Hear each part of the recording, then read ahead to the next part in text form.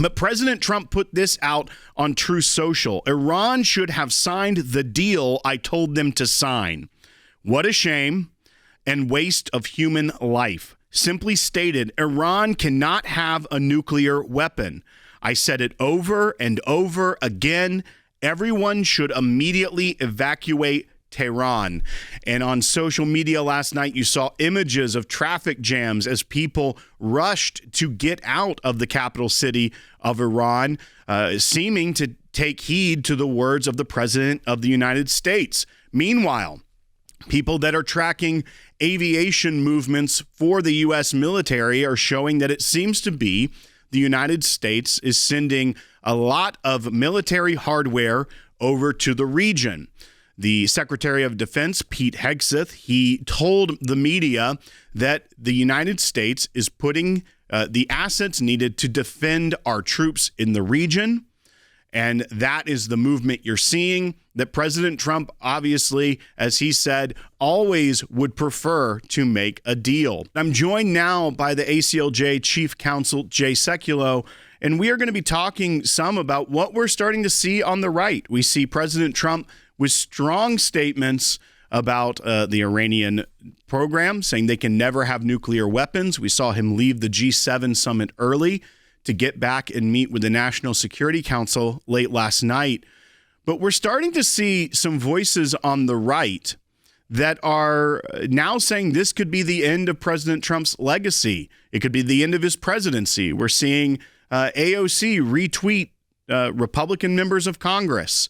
And I just wanted to get your take on what we're starting to see out of some of the more loud voices on the right. Well, I want to be crystal clear on this, Will, and I want our audience to understand. First of all, President Trump is 100% correct. A nuclear Iran is unacceptable, number one. Number two, can't happen. It puts not just the region at risk, but it puts the entire world at risk. For instance, if the Iranians thought they could close the Straits of Hormuz with impunity, well, then could you imagine the costs of things like gasoline, oil? So this is not an acceptable situation, number one. So it's not just Israel's defense, it's the region's defense. Frankly, it's the civilized world's defense. And I think those that are saying this is the end of the president's administration, if he backs Israel, let me tell you something. I know Tucker Carlson's been saying that and others. Here's the answer to that. You're wrong. You're wrong for two reasons.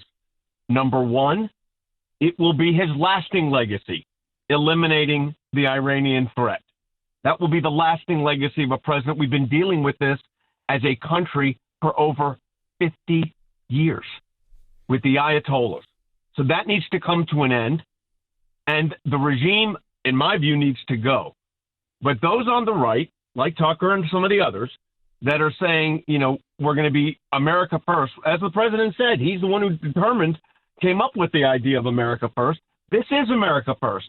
Ending this threat puts America's interest first.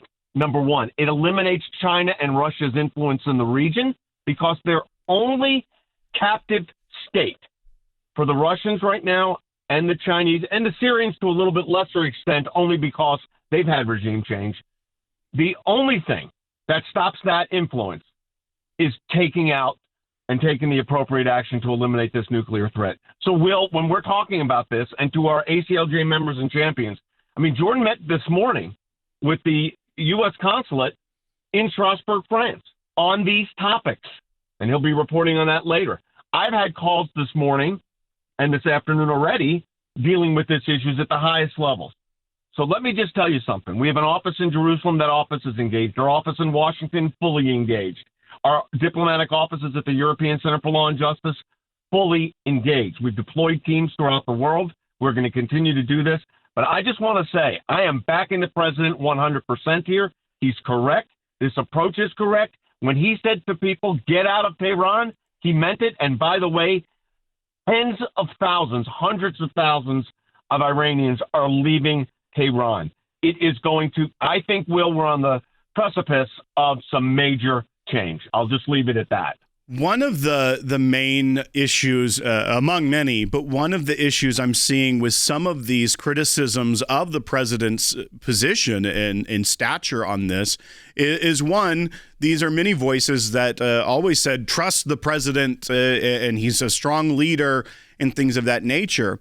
But what they're also allowing to do, some are flirting with anti-Semitism, some are fully going there. They are pushing the same old tired, disgusting anti-Semitic trope that the Jewish people are the ones pulling the strings and controlling the U.S. president of the United States. And that's what we're starting to see spread, not on the left where you'd expect it, but we're starting to see it within the conservative media space as well. Yeah, it's disgusting in my view. And it started with people like Candace Owens and others that went making these statements that go back, they go back generations, the anti-Semitism that's coming out. And not only do I not like it as someone that has Jewish heritage, it's in my blood. And to Christians out there, I want you to remember what the scriptures say. I will bless those, talking about Israel, I will bless those that bless thee. I will curse those that curse thee. So I don't have to add anything to the scripture. So for conservative Christians or Christians generally that are listening to this, if you believe what the Bible says, okay, then we need to act on our beliefs. When you look at some people that may be hesitant for obvious reasons to get into an Iraq, something that is a protracted conflict that requires boots on the ground, things of that nature, and to some degree with no real end game, as we saw it play out in many ways under the Obama administration as it just continued to linger. Do you think, one, what we've seen from the president's strategy, the way he dealt with ISIS, he was saying no new wars, but immediately was able to put down a very dangerous regional threat, that some people are forgetting that the cabinet that's in place, the team that President Trump has put around him, do things differently, not the old guard way. And that could potentially be what's getting in the way of them seeing that the president is clear-eyed about what the mission is. Well, I think the confusion here is, first of all, a nuclear Iran. I just want you to think about that, what it means to the world. If the Ayatollah had a nuclear weapon, do you think for a moment they would hesitate in using it? Of course not. That's how they bring in their version of a Messiah. So this is a death cult. That's what the Iranian regime is. It's a death cult. And what we have to do is stand with the president, stand with our military, and get out there and understand that this is not just an Israel issue. This is a global issue. And by the way, Israel is our strongest ally, not just in the region, but one of our strongest allies in the world. So we don't abandon our allies. So I think that's what you're seeing right now. But Will, this underscored anti-Semitism is horrific. It's got to stop, and it's coming from the right as well as the left, the hard right, hard left, and it's got to stop because the end result of this is what? The elimination of the state of Israel? Let me tell you, I have read the Bible, and everyone that's listening to this broadcast, if they haven't, they should. Israel survives this, okay? That we know. But what we cannot tolerate, listen, it's a free country. People can speak their mind. They're doing that. There's this, the Tucker is fighting with Mark Levin. It's a real fracture within the conservative movement to some extent. But this isolation at Marjorie Taylor Greene, another one. But this isolationism that they're trying to put forward is just ridiculous. And the president is never one that wants to initiate wars. I've worked with this guy since 2016, the president, and he's hesitant about war, as he should be. Nobody wants it. But we've got to do whatever's necessary to protect our own interests as well as the interests of our allies in the region. There is not a negotiation there. And that's why we at the ACLJ, uniquely positioned both in Jerusalem, in Washington, in Europe, to engage this, and it's exactly what we're doing. Well, and I think that you will see later in this broadcast, we know the meetings Jordan had this morning, and he was dealing with some of these very issues with the U.S. consulate as well about anti-Semitism in Europe and combating that and putting forward the America First agenda in a way that we've never seen Europe open to it. And we're seeing real change around the world but we are now having to push back against some voices in the conservative movement that seem to have forgotten what America first really means. Well, and you know what? You hate having to push back against your friends, but that's what we're having to do. Look, it's a free country. As I said, people can agree or disagree. It's a free country. But let's talk about the policy here. Here's the policy. Eliminate the nuclear threat in Iran. Is that a difficult concept to understand? They are weeks away from getting nuclear capacity that's deliverable. We cannot have that. The IAEA, not friendly to Israel, this is a UN agency, said the same thing. They are weeks away from deliverability of a nuclear weapon, and they will not hesitate to use it. So the answer is clear.